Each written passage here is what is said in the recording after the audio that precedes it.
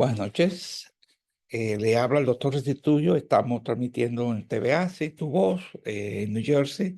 Bienvenidos a todos al programa de cada miércoles a 8 de la noche, hoy 23 de abril del año 2025. Nuestra invitada, la licenciada Celeste Amaro, que ya está con nosotros y en breve traerá un tema de interés que es para entender lo que es la neurodivergencia, en este caso trabajando con adultos profesionales y hablando de la superación y el potencial de superación en este tema. Así que vamos a conocer un poco más en qué consiste estos conceptos en el área de la psicología.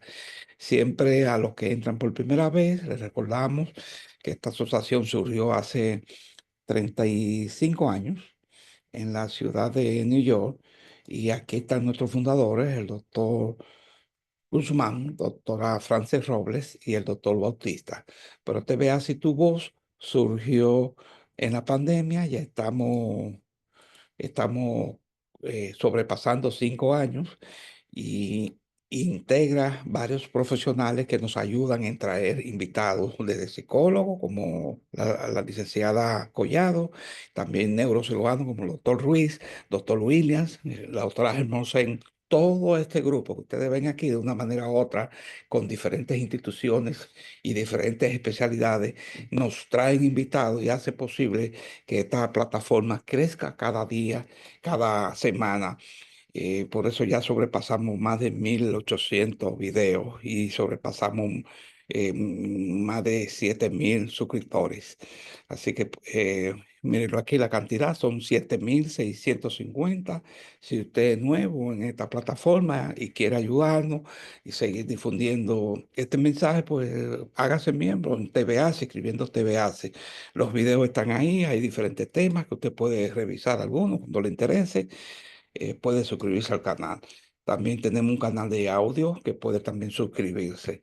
Y, y puede convertirse en miembro, si no es miembro en New York, en New Jersey, o ya para Estados Unidos, de esta institución, de una institución de profesionales que incluye bioanalistas, médicos, enfermeras, psicólogos. Usted puede hacerse miembro con su copia de título y el pago de $100 por el año. Aquí está la lista de todos los que pueden ser miembros, incluye dentistas también, convertirse en miembro de esta institución y, y ojalá que nunca necesite los servicios, de los tantos servicios que puede ofrecer esta institución. Un amparo no solamente en lo académico, en lo profesional, sino también en otras áreas. No hay conflicto de intereses. La licenciada Amaro siempre colabora con nosotros.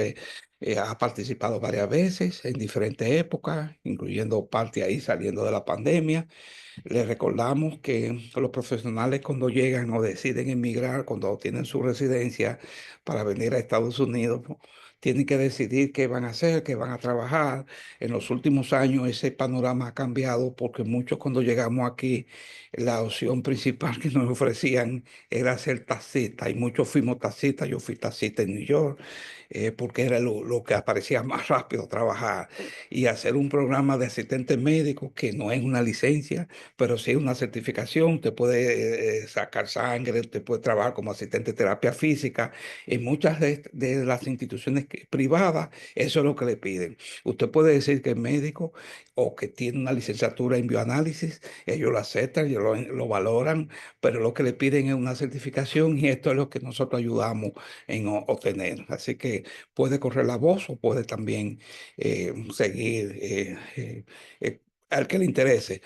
Algunos anuncios ya finalizando. Nuestro congreso médico, que ya está al doblar de la esquina, va a ser el 17, el 18 de mayo en el Hospital Montefiore. Ahí ya tenemos alrededor de 4 años celebrando este evento en el Bronx. Ya parte del programa está confirmado. Vamos a tener este taller el sábado, que es un taller de certificación. No importa la carrera, no importa si usted tiene licencia o no en medicina, enfermería o en bioanálisis o psicología. Usted puede hacer este taller y ir cumpliendo requisitos para calificar para trabajar en investigaciones. Esto es de mucho interés, es un esfuerzo que hace la asociación para que usted obtenga este certificado en corto tiempo y aquí es el primer paso para obtener esta área. Y muchas veces quizá usted va a necesitar un trabajo o un empleo donde esto se va a necesitar más su certificado de flebotomy o certificado de asistente médico y esto le ayuda. Ya hemos tenido casos de médicos que han pasado por ese proceso donde tienen que ir rápido a trabajar en investigación y sacar su certificación en flebotomy. Aquí está el Congreso, ya ustedes lo saben, 17 y 18 de mayo. Se va a entregar el reconocimiento doctor Marco Charles a personalidades distinguidas, incluyendo periodistas, uno o dos, siempre los reconocemos. Así que ahí vamos a estar. La Feria de la Salud ya vienen por ahí, también le quiero recordar eso, que el que esté cerca por el área de New Jersey o por el área de New York puede registrarse a dar servicio, ya sea de terapia física, ya sea de masaje, ya sea sacando la sangre, signos vitales o exámenes dentales. Esos son los servicios que ofrecemos en la feria. Así que vamos a estar, ya hay estas dos ferias están confirmadas, una en Elizabeth y otra en Rowan, New Jersey, que va a ser el 16 de agosto, y hay más que vienen en camino que Elba Rosa, nuestra secretaria, le va a informar. Quiero presentar formalmente a nuestra invitada en el día de hoy, la licenciada Celeste Amaro. Ya ustedes vieron su currículum amplio en la página. Ella es licenciada en Psicología y Ciencias Gerenciales con posgrado en Comportamiento Organizacional y Terapia de Aceptación. Precisamente con esa terapia de aceptación es parte de la experiencia que ella nos trae a nosotros y es parte de lo que ella hace, sobre todo que también está especializada en PNL y en bienestar organizacional. Licenciada, quiero darle la bienvenida para oír estos conceptos suyos en el día de hoy. Siéntase en libertad de ampliar cualquier otro dato biográfico que usted tiene. Excelente. Ella es venezolana y está por el área de Estados Unidos, en el área del sur. Bienvenida, licenciada. ¿Puede compartir su imagen? Muchas gracias, muchas gracias. Déjenme presentarme para los Sí, que adelante. me conocen o han estado antes. Bueno, gracias por la oportunidad de estar aquí. Y para los que no me conocen, bueno, soy Celeste Amaro y sí, quiero hacer una acotación en esa terapia de aceptación porque le falta un pedacito y es terapia de aceptación y compromiso. Ok. Y esto pertenece a las terapias contextuales. Esto ya es la tercera ola de la psicología y es algo bien interesante porque nos está dando un twist muy interesante en lo que es el tratamiento. Entonces, bueno, sin más, voy a dejar de compartir, compartir mi Sí, cómo imagen no. para pasar entonces a la presentación que les traigo el día de hoy y poder compartir con ustedes un tema bastante interesante. ¿Ok? Que creo que cada día nosotros tenemos que buscar la manera de sensibilizarnos también ante lo que está ocurriendo, porque realmente esto está en el tapete y muchas veces pues no lo vemos porque no lo sabemos, no tenemos información, ¿verdad? Y eso es lo interesante de un espacio como este en el que se puede compartir y se puede llevar a la comunidad pues la información necesaria para que nosotros pues volquemos nuestra vista hacia esto. Y esto, el tema que les traigo el día de hoy tiene que ver con la neurodivergencia y el profesional. Entre el silencio lo denominé la vergüenza y el descubrimiento, porque lo que sucede con esto es que cada día muchos más profesionales ya adultos están descubriendo que tienen neurodivergencia y lo descubren ya tarde, digamos, tienen un diagnóstico tarde, pero que les trae mucho alivio y ahorita vamos a ver un poquito de por qué es tan importante esto. Déjenme ver aquí. Vamos a ver un poquito de lo que es la definición y en la definición pues tenemos que la neurodivergencia son esas diferencias naturales en la forma en la que las personas piensan, procesan la información y también experimentan el mundo. Y aquí se incluyen condiciones como el TDAH, la dislexia y la ansiedad social que muchas veces pasan por desapercibido y las personas piensan que, bueno, que somos tímidos o que de pronto no nos gusta mucho el contacto con otras personas, pero lo que realmente está afrontando la persona pues tiene que ver con un tema de neurodivergencia. El enfoque de la charla es cómo estas diferencias impactan entonces a los adultos en los entornos profesionales y en el camino hacia la autoaceptación y el aprovechamiento de sus fortalezas, porque sin duda la tienen, sobre todo si nosotros estamos en el campo de la salud también, como muchas de las personas que hacemos vida en esta comunidad, pues tienen muchísimas fortalezas. Entonces, la neurodivergencia, para hacerles un poquito de input, tiene que ver con un término que originalmente se atribuyó a la socióloga Judy Singer en los años 90 más o menos, y ella creó una descripción general no médica para las personas que tenían estas variaciones en sus funciones mentales. Entonces, las condiciones neurodiversas incluyen muchísimas veces el autismo, la dispraxia, la dislexia, estas personas que normalmente dicen, es que yo no distingo entre la derecha y la izquierda, ¿no? Y no hay manera de que creciendo, ni diciéndoselo, ni explicándoselo, lo puedan hacer. Esto también está la ansiedad social y muchas otras que ya se han catalogado. ¿Qué pasó con Judy Singer? Es que ella desarrolló entonces en su tesis la neurodiversidad, y ahí fue el nacimiento de esta idea, a ella misma se le diagnosticó autismo, imagínense ustedes. Así que ella lo que hizo fue proponer que, al igual que la era posmoderna, veía cómo se desvanecían todas las creencias que antes eran como demasiado sólidas, incluso nuestras mismas suposiciones más asumidas, que todos vemos, sentimos y tocamos o olemos, y todos estos sentidos que tenemos, pues que todos los hacíamos de la misma manera. Y aquí ella planteó que eso no era así,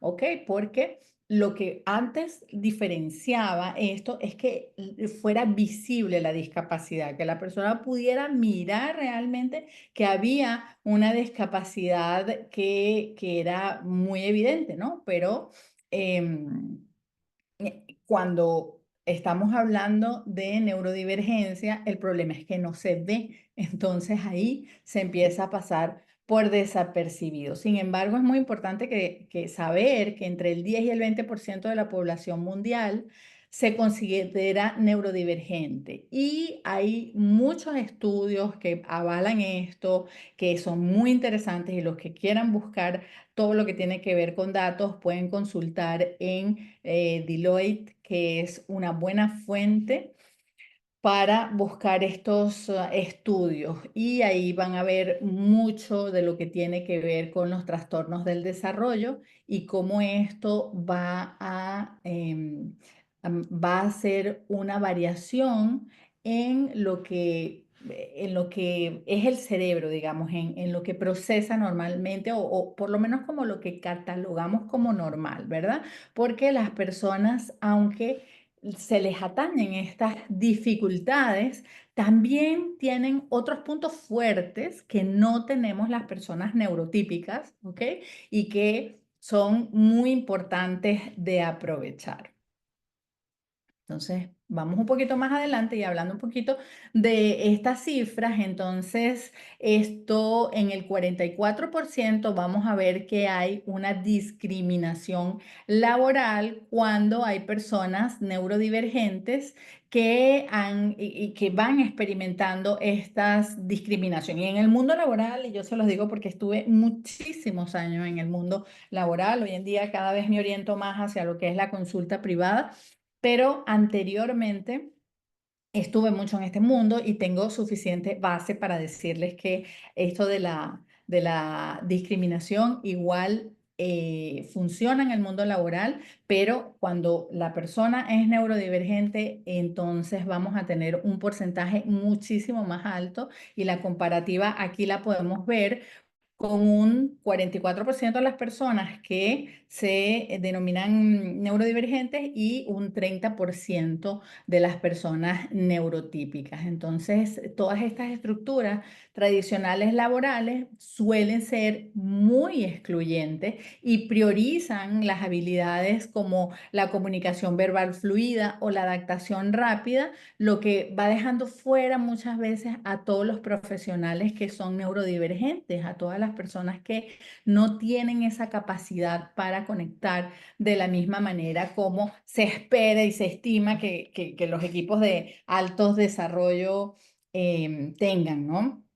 Entonces ya ahí comienzan a marcar una diferencia bastante importante. Pero lo que no saben los equipos que tienen, digamos, las empresas que no aprovechan esto, es que los equipos se conforman de profesionales que tienen neurodiversidad, entonces van a poder tener un 30% más de productividad que los normales, digámoslo entre comillas, esto, porque aquí con los profesionales neurodivergentes se puede entonces aprovechar lo que cada una de las capacidades que ellos tienen. Por ejemplo, se dice que el cerebro de los autistas son muy creativos y que tienen una concentración mucho más importante que además en este mundo, Dios mío, que nosotros estamos, que o sea, desconcentrarse es como que más fácil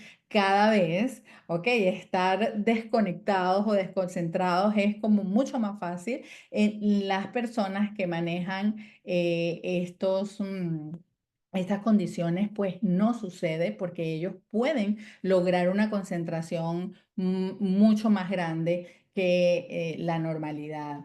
La lógica en ellos también, la imaginación, el pensamiento visual también es excepcional en las personas que están en el espectro autista. Y por supuesto, nosotros vamos a lo mejor a algunas personas que me están escuchando o que me van a escuchar pueden decir, pero es que yo conozco autistas que realmente no tienen muchísimos problemas. ¿Cómo estás diciendo esto? Entonces, para esto es importante que acote en este momento que cuando nosotros hablamos de autismo, pues, hablamos de un espectro y dentro del espectro, evidentemente que vamos a conseguir mejores o peores condiciones de lo que se padece y en ese caso, pues por supuesto que estoy hablando de las personas que logran insertarse en el campo laboral y que ya a nivel de lo que ha sido el desarrollo y el crecimiento, pues lograron pasar digamos, efectivamente todo su rol académico, ¿no? Entonces, las personas, por ejemplo, con TDAH tienen una gran imaginación también y puntúan muchísimo más altos en las pruebas normalmente de creatividad que las personas sin TDAH. Ahora, por supuesto, las personas que tienen TDAH son personas que necesitan muchas veces, son personas que van a dedicar la atención a donde ellos quieren, son personas que no van a ver directamente a los ojos, ¿verdad? Pero también cuando tienen un área de interés, se van a concentrar muchísimo, pero muchísimo mejor que las personas neurotípicas. Y las personas disléxicas han demostrado también, y todo esto yo les estoy hablando que está avalado por estadísticas, como le dije, lo pueden buscar en las encuestas realizadas por Deloitte, que están estos datos y las personas disléxicas pueden pensar muchísimo más fuera de la caja, ¿no? Entonces, se dice incluso que alrededor de un 80 o 84% de las personas disléxicas están por encima de la media del razonamiento. Imagínense ustedes, tienen la comprensión de patrones, la evaluación de posibilidades, la toma de decisiones, según el grado de dislexia también, lo van a tener muy por encima de lo que es la medida normal. Entonces, ¿qué es importante de todo esto? Que nosotros normalmente vamos a ver que las personas se culpan cuando tienen algo y además no lo saben, ¿ok? son esas personas que normalmente, y a lo mejor esto, por eso digo que este tema es importante, porque muchas veces, y a mí misma me han llegado pacientes que no me dicen, Celeste, yo no me puedo concentrar fácilmente, yo quiero hacer muchas cosas, pero yo no logro aterrizar mis ideas, yo no logro agendarme, yo no logro, o personas que me dicen que funcionan muy bien cuando están contratadas por una organización, pero que por esa alta creatividad que tienen necesitan o quisieron aventurarse en el mundo de lo que es el emprendimiento y resulta que cuando llegaron a ese punto del emprendimiento, hasta ahí les llegó la productividad porque en el emprendimiento no se pueden organizar con facilidad. Entonces, ¿qué sucede con ellos? No es que tengan algo malo, no es que el emprendimiento los abrumó, no es otra cosa, sino que probablemente es una persona, como me ha pasado ver estos casos, que tiene TDAH y que no lo sabe, tiene 33, 44 años, 50, cualquier edad y todavía no lo sabe. Entonces allí es donde vamos a ver que padece mucho de culpa, de autoexigencia también por todo esto, ¿ok? Y también porque hay algo muy importante que lo he puesto aquí en esta laminita y es el enmascaramiento o esfuerzo por aparentar ser neurotípico, Perdón, porque profesora, no está cambiando las imágenes. No sé si usted está movilizando imágenes. no, estoy hablando sobre, gracias Ah, por... perfecto, muy Estoy hablando sobre la misma lámina. Bueno, aquí voy a poner con el puntero, más o menos a ver si lo pueden ver, que de lo que estoy hablando, que es que ese enmascaramiento de tratar de ser igual que el resto o de la media o de lo que se dice socialmente, culturalmente u organizacionalmente, que es lo que debería ser el rendimiento, entonces va a agotar a las personas que son neurodivergentes, ¿verdad? Y les provoca ansiedad y también les va provocando una baja autoestima porque no se hallan, no hallan cómo encajar, no hallan qué hacer para entrar entonces en esa media y por supuesto tiene unos efectos en la salud mental bastante importantes también. Entonces hay que estar muy, muy, muy atentos acerca de esto, inclusive si ustedes pues tienen colaboradores han visto alguno de estos rasgos de los cuales yo estoy hablando, es muy importante entonces que puedan revisar y puedan evaluar si realmente los colaboradores pues pueden estar teniendo algún algún déficit o trastorno, que voy a poner la palabra déficit también muy enmarcada con unas comillas, porque como les digo, o sea, son déficits para algunas cosas, ¿no? Descubrimiento e integración de la neurodivergencia. Bueno, aquí vamos a ver la búsqueda de respuestas. Entonces, aunque tradicionalmente se diagnostica desde la infancia, es muy importante lo que les estoy diciendo el día de hoy, porque no necesariamente las personas en las sociedades, sobre todo en la sociedad latinoamericana, en la sociedad que hemos vivido, en la latinoamericana más todavía, porque digamos que también hay atenuantes como el machismo, los contextos, la desinformación, la falta inclusive de medición de estadísticas va a provocar que allí se ocasione más, pero en Estados Unidos también tenemos un importante aumento del diagnóstico en adultos que hay que prestarle muchísima atención. Entonces, hay muy importante que ver que el diagnóstico sea una herramienta, no verlo como una etiqueta, sino más bien como acceder a apoyo y desmitificar también todo lo que son estos trastornos y estos, digamos que nombres que se le han puesto o etiquetas que se le han puesto, porque como les digo, es muy difícil que la gente diga que tiene un déficit, asumir que se tiene un déficit no es nada fácil, ¿verdad? Entonces, ir hacia la aceptación y la integración va a ser siempre lo mejor, porque esto le va a permitir a los profesionales que dejen de lado esa vergüenza y puedan comenzar entonces a construir esa identidad auténtica, que se reconozcan dentro de sus fortalezas y probables debilidades y muy importante que vayamos hacia un apoyo comunitario. Mm.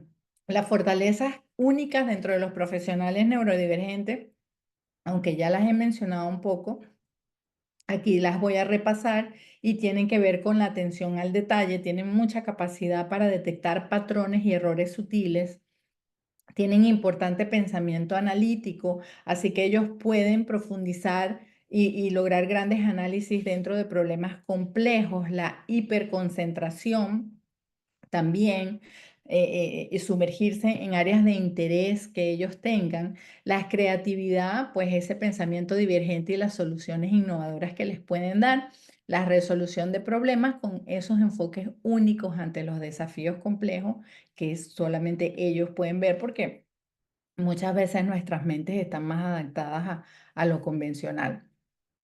¿Qué puede hacer entonces el entorno laboral para flexibilizar esto y apoyar? Bueno, flexibilidad temporal, aquí pues podemos jugar con lo que son los horarios y adaptarse a diferentes ritmos de trabajo y de productividad. La pandemia ayudó mucho con esto, con que ahora pues se sabe que muchas personas siguen siendo productivas desde el homework.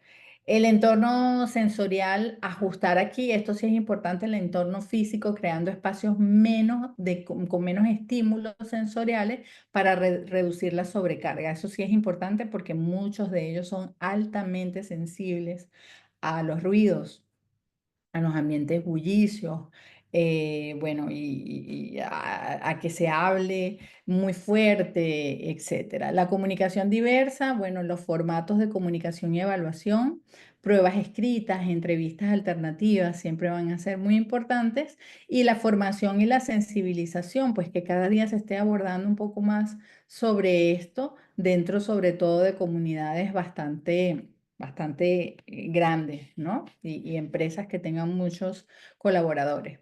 El empoderamiento y la pertenencia. Grupos de recursos, aquí se pueden fomentar grupos de recursos para empleados neurodivergentes donde puedan compartir experiencias y estrategias, crear espacios seguros para compartir experiencias y necesidades sin que tengan temor al juicio o a la discriminación. Y en la autenticidad se puede apoyar el desenmascaramiento, como le dije, y la autenticidad en el entorno laboral para permitir que las personas sean ellas mismas, que no tengan ningún tabú, ninguna etiqueta. Y en los beneficios de una cultura neuroinclusiva, vamos a ver que tenemos innovación y creatividad, tienen mucho para dar. Además que fíjense que tenemos algo muy importante y es que no está comprobado que la comida puede provocar una neurodivergencia, pero sí puede provocar el aumento de ella muchas veces, y pues la comunidad de médicos que hace vida aquí puede acotar seguramente mejor que yo sobre este tema, y tiene que ver muchas veces con que las personas que tienen neurodivergencia, al tener dietas altas en azúcares, harinas y todo esto, pues se les complica muchísimo más los síntomas. Equipos más fuertes, podemos tener complementariedad en las habilidades, haciendo una buena fusión entre lo bueno de cada persona. El bienestar laboral, pues tendremos mayor satisfacción y menor rotación. Y cultura organizacional, aquí podemos tener una base sólida de respeto, valoración a las diferencias, porque pues la mala noticia es que cada día estamos aumentando. Hace unos años, hace 5 años, teníamos cifras mucho menores a lo que vemos hoy en día del aumento de la neurodiversidad. En la invitación a la reflexión y la acción es importante en el autoconocimiento sobre nuestras propias experiencias y posibles divergencias. Si ustedes mismos nunca le han conseguido algún sentido a lo que les está pasando, hablando un poquito ya más a nivel de lo que es personal, pudieran entonces también ver esto como la posibilidad de descubrirse, de autodescubrirse y de saber finalmente si alguno de ustedes pues está pasando por algún trastorno de estos.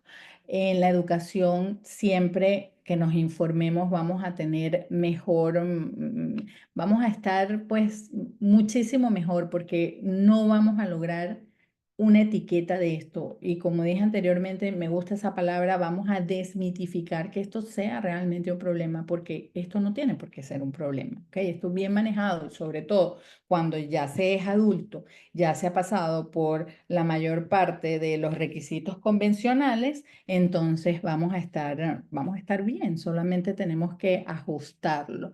Y en la acción, ¿qué podemos hacer desde nuestro lugar para promover entonces también una inclusión y el potencial de la neurodiversidad? Por ejemplo, a mí en lo particular me tocó, tengo dos hijos y mi hijo menor de AH, diagnosticado desde los 5 años más o menos, y no fue nada fácil el trayecto, no ha sido nada fácil. Entonces yo me considero verdaderamente una defensora de la neurodiversidad porque una vez que aprendí a manejar el tema, la vida cambió y hoy en día tengo, o sea, pasé de una infancia bastante difícil dentro de los ambientes convencionales en lo escolar, esperando que que mi hijo hiciera match con lo que se requería, ¿ok? Cuando eso cambió, yo comprendí que él no tenía que hacer eso, nosotros teníamos que hacerlo a él. Era muy distinta la situación. Y cuando eso pasó, pasaron los mejores años y hoy en día es un adulto de 22 años que es feliz, es un adulto feliz y que aprovecha al máximo su creatividad. Y yo lo disfruto mucho aquí en una anécdota personal, pudiéndoles compartir una anécdota personal, porque él siempre está hablando. Y la imaginación de él es impresionante, o sea, llega a unos niveles donde nosotros jamás, el resto de la familia jamás estaríamos, y él nos da ese shot de energía y de creatividad. Entonces, dentro de las recomendaciones finales, ya para terminar, es importante el diagnóstico profesional, buscar un diagnóstico y apoyo del profesional si se sospecha de neurodivergencia a nivel personal de algún familiar o de los colaboradores. Muy importante mandarlo a terapia, porque solamente en terapia es donde se puede detectar esto bien. Comunidades de apoyo, participar en comunidades y redes de apoyo para compartir experiencias y estrategias, porque en todas partes nosotros tenemos a alguien, conocemos a alguien en la familia, en los vecinos, a alguien que está lidiando con algún familiar con esto, y la sensibilización, pues que siempre nosotros podamos promover la inclusión en el entorno laboral, sobre todo, y que no dejemos que el bullying asalte de las escuelas como normalmente es y se vaya y se siga dando continuidad en los ambientes laborales, que es lo que suele pasar, porque ya es suficientemente difícil el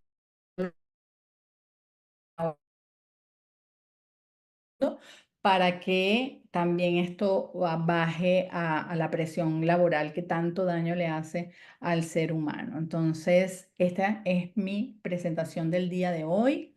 Con esto, pues me despido y me abro a las preguntas que ustedes puedan tener. Gracias, licenciada, gracias, muy elocuente y muy práctica su disertación. Yo le quería hacer una preguntita. Adelante. Eh, Sí. el porcentaje, quizá en Estados Unidos ustedes tienen su porcentaje muy claro porque se hacen estudios para eso, pero en América Latina, ¿cómo usted ve el porcentaje de profesionales de neurodiversidad, de los profesionales? Habemos, encontramos muchos profesionales con este tipo de, de, de, de trastorno. Realmente nos llegan a llegar a hacerse profesionales y podemos estar con ellos y compartimos, porque prácticamente no lo veo, no lo encuentro. Entonces, hay números para América Latina, más o menos, porque en Estados Unidos quizás ustedes tienen suficiente número y estadísticas. Sí, qué pregunta tan interesante me ha hecho doctor Ruiz, porque bueno, ustedes saben que Latinoamérica siempre tiene sus, como que sus temas, ¿no? Con esto, Sí, con debilidades. con la medición, que lo dije en la Sí, presentación. pero más o menos dentro de lo que es el autismo, alrededor del 1 al 2% de la población mundial, le puedo decir, que está dentro de lo que es el espectro autista, que es lo que más se está midiendo hoy en día, ¿no? Y también lo que es el TDAH se ha medido bastante y se habla más o menos del 5 al 7%, imagínense a usted entre los niños y como alrededor del 2 al 4% en lo que son los adultos, o sea que es bastante. La dislexia también tiene muchísimos, pero el desafío que tenemos nosotros en Latinoamérica es que no hay medición, o sea, no se Mm. presupuesta, no hay empresas que se dedican a esto, ni siquiera Deloitte lo está haciendo, ¿ok? Lo hacen como un poquito más hacia lo que es la parte de las estadísticas mundiales. Pero En sí lo- es importante el crecimiento Sí, que ni va. los estados tampoco de Latinoamérica me eh, preocupa mucho eso, porque Exacto. vivimos donde quiera tratando de introducir leyes para ayudar a los el espectro Sí, autista, sí, los disléxicos, los TDAH, pero no hay exacto. manera de cómo avanzar sobre eso. Por eso que al No, llegar, que me cuento, siento como que no llegamos ni siquiera a la profesionalidad, no nos da sí. mucha brega. Sin embargo, yo creo que nos podemos basar las personas que queremos hablar de lo que o sensibilizar a la población, podemos utilizar mucho todas las cifras de Deloitte y podemos usar todo lo que es las cifras del World Economic Forum también para poder dar referencia de la importancia de esto y lo que sí se hace en Latinoamérica, que es importante para los cambios que se producen, es que se crean comunidades. ¿Ok? Comunidades de madres, de padres, comunidades, lo podemos ver a nivel inclusive de lo que son las fundaciones que se crean para la ayuda de este tipo de neurodivergencias y allí entonces ya nosotros podemos mapear un poquito mejor lo que puede estar pasando en algunas ciudades o en algunos países. Entonces eso por Ujú. ahí es Muy importante. bien. Está levantando Gracias. gracias al doctor Ruiz. El doctor José Pérez está levantando la mano. Adelante, profesor. Doctor, Buenas noches, excúseme buenas. que me perdí prácticamente La el principio. introducción. Sí, Sí, sí. me la perdí por estúpido, vamos a decir. Oiga, sí, sí, una estupidez. En sí, usted podría tener la gentileza de decirme en sí qué es lo que es la neurodivergencia, así a grosso modo. Claro, la neurodiversidad básicamente incluye muchísimos tipos de trastorno inclusive, ¿ok? Pero es una manera diferente de funcionar, de funcionar en el cerebro. El funcionamiento del cerebro es distinto. Entonces, por ejemplo, yo comentaba que la mayoría de las personas, inclusive antes de la autora de la neurodiversidad, que es Singer, se pensaba que todos debíamos tener el sentido del olfato, el sentido del tacto, todos estos sentidos de una manera, de una determinada manera, vamos a decirlo así. Pero ¿qué pasa con la neurodiversidad? No, no funciona así. Usted puede ver a una persona, por ejemplo, con TEA, que es autismo, y estas personas tienen una hipersensibilidad completamente a determinadas cosas, como por ejemplo el ruido, ¿no? Una persona con autismo, en su mayoría, no soporta el ruido. Entonces, no sé si ha visto que las personas que tienen estas condiciones o trastornos tienden a usar audífonos para aislarse. Entonces, una de las Mm. cosas más difíciles que nosotros enfrentamos es en los colegios. Inclusive, el doctor Ruiz, que estaba haciendo una pregunta muy interesante acerca de las estadísticas, hoy en día todavía esto en los colegios no se maneja bien. Y aquí mismo en Estados Unidos y los niños, aún y cuando le adaptan los programas para lo que es el aprendizaje, no se le adapta a un programa para lo que es la inclusión. Entonces, están pasando mucho trabajo. Y los que no sabemos, no sabíamos y han crecido con TDAH o han crecido con autismo, están teniendo ese problema a lo largo de la vida. y lo han tenido que ocultar. Qué duro, ¿no? Bien. ¿Alguien más? ¿Alguna pregunta o comentario? Sí, ¿pueden levantar la mano Doctor, o abrir? Sí, ay, doctor, adelante. ¿cómo le va, doctor? Alicia. Hola, hola, Alicia, adelante. ¿Cómo está? Gracias por Bien, dejarme bien, gracias. participar. A la Doctora, un orden. tema muy interesante, ¿no? Pues están organizando con unos temas súper chéveres, doctor, que nos ayudan cada día. Sí, Em, muchas gracias. sí, una pregunta, nomás quería hacer así tan sencilla, pero parece que es importante en la vida. Si usted dice que esto se puede diagnosticar ya desde pequeños, Sí. ¿qué influencia viene a tener? Gravísimo parece para los chicos cuando uno obliga a que sigan cierta profesión. Wow, eso es Y una ellos pregunta. vienen sufriendo desde pequeños y los padres obligamos a que siga cierta profesión, entonces, ¿qué lucha van a tener cuando sean profesionales, verdad? Terrible, terrible porque obligamos como a meter un camello por una aguja, ¿no? Como dice la Biblia, que lo usa para Sí, otra sí, metáfora, pero estamos intentando hacer que, por ejemplo, un niño que tiene facilidad, porque estoy hablando que pueden destacar en creatividad, entonces de pronto son niños que tienen que estar más bien en las artes, que tienen que fluir en la pintura. Hay muchos niños con TEA que tienen una capacidad para hacer obras de arte impresionante. De hecho, hay exhibiciones que se presentan de estos niños. Y imagínense que el interés de ellos tenga ese foco y nosotros estamos haciendo que el niño, no sé, se vaya por las matemáticas o se vaya por las ciencias o por algo que está aborreciendo. Para el niño realmente va a ser muy doloroso y lo que normalmente, que es lo que vemos los psicólogos, es que, ¿qué hacen los niños cuando un padre o un cuidador obliga a que la cosa vaya en contra? El niño finalmente lo que hace es crear una coraza, hacer lo que papá dice, pero crear por dentro un rebulicio de emociones que van totalmente en contra. Entonces, en cualquier momento yo me voy a querer rebelar a esto, ¿no? Entonces, ¿qué sucede? En Estados Unidos y en muchas partes, te vas por las drogas, que es el camino como más fácil para escaparte, porque una de las formas en las que se busca solucionar los problemas es evadiéndolos cuando no se le ve solución. Entonces es triste, de verdad lo que está pasando es triste, pero como le decía, la esperanza es que cada día haya más conocimiento y que podamos nosotros orientar. bien. Excelente. Gracias, Alicia, por la pregunta. ¿Alguien más quiere hacer pregunta? ¿Comentario?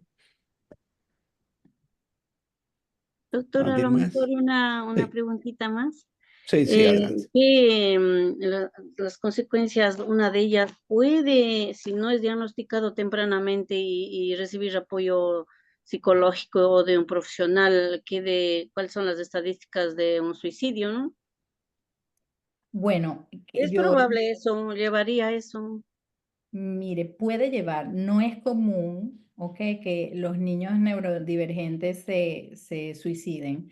Pudiera llevar, sí. Yo recientemente tengo un caso de un niño que veo con frecuencia y él dentro de un bullying que ha sufrido durante 4 años más o menos, en determinado momento dijo, bueno, yo como que mejor me suicido antes de esto, incluso lo intentó hacer, pero no lo logró hacer porque recordó, y eso es lo interesante que tienen ellos. Él vio algo que le disparó el recuerdo y es que vio cerca, eso fue en la cocina, él lo intentó hacer con un cuchillo, pero vio un papelito de que podía llamar al 911 y llamó al 911. Ahora, nadie se enteró de todo esto hasta que el consejero de la escuela, por un problema que volvió a tener con los niños que le hacían bullying, no lo llamó y fue cuando confesó todo esto. Todo eso estaba en secreto, nadie lo sabía. Entonces, imagínese el shock de la madre, de la culpabilidad de la madre por no atender el problema, pero como es un problema que subyace debajo de un montón de capas, qué difícil llegar al problema real. Sí pasa, hay que tener mucho cuidado, sí pasa y si tenemos sobre todo niños en casa que están pasando por estas condiciones, por estas situaciones, Es muy importante que se vaya mucho de la mano con ellos, que se hable mucho con ellos, que se le haga seguimiento y estar muy de cerca y sobre todo se le dedique tiempo, que es lo más difícil de, de sacar. Así es. Bueno, licenciada, pues le agradecemos mucho su participación en el día de hoy, arrojando luces, podemos decir, sobre este tema que muchos desconocíamos. Gracias por su colaboración en el día de hoy. Gracias a ustedes, a la orden, y bueno, para mí un verdadero placer. Gracias a ustedes por el interés y por las preguntas también. Muy Gracias, bien, muchas licenciada. gracias. Muy Buenas amable. noches a todos. Gracias. Gracias Muy a interesante. todos. Buenas Muy noches a interesante todos. conferencia. Sí, Buenas sí, noches. gracias, Buenas Leonor. noches. Buenas noches a Gracias. todos.